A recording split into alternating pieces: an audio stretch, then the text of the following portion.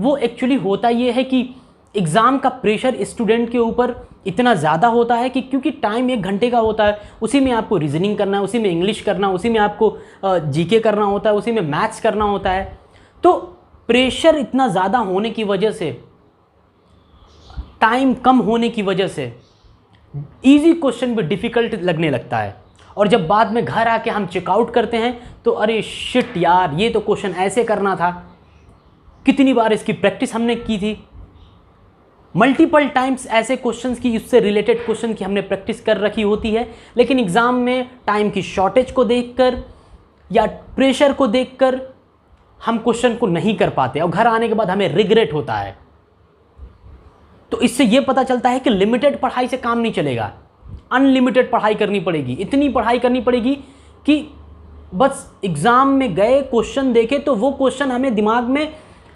तुरंत चलना चालू हो जाए, सोचना भी नहीं है, बस माइंड में इतनी प्रैक्टिस हो, इतना हमने पहले प्रैक्टिस पढ़ाई कर रखी हो कि वो क्वेश्चन देखते ही हमें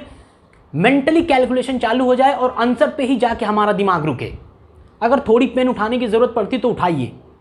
अदरवाइज़ आपकी प्रैक्टिस इतनी सॉलिड होनी चाहिए कि एग्ज़ाम में आप इतना तहलका मचा दो कि बस क्वेश्चन को देखकर आपका माइंड आंसर बोले। इस तरीके की परफॉर्मेंस एग्ज़ाम में आपको करनी होती है, क्योंकि ऐसा नहीं है ना कि हो सकता है कि मैथ्स ईजी आ जाए तो जीके का प्रेशर आ जाए, जीके ईजी आ जाए तो इंग्लिश का प्रेशर आ सकता है, इंग्लिश डिफ़िकल्ट हो सकती है, इंग्लिश ईजी आ गई तो मे बी रीजनिंग डिफ़िकल्ट हो सकती है। तो 4 डिफरेंट सब्जेक्ट्स होते हैं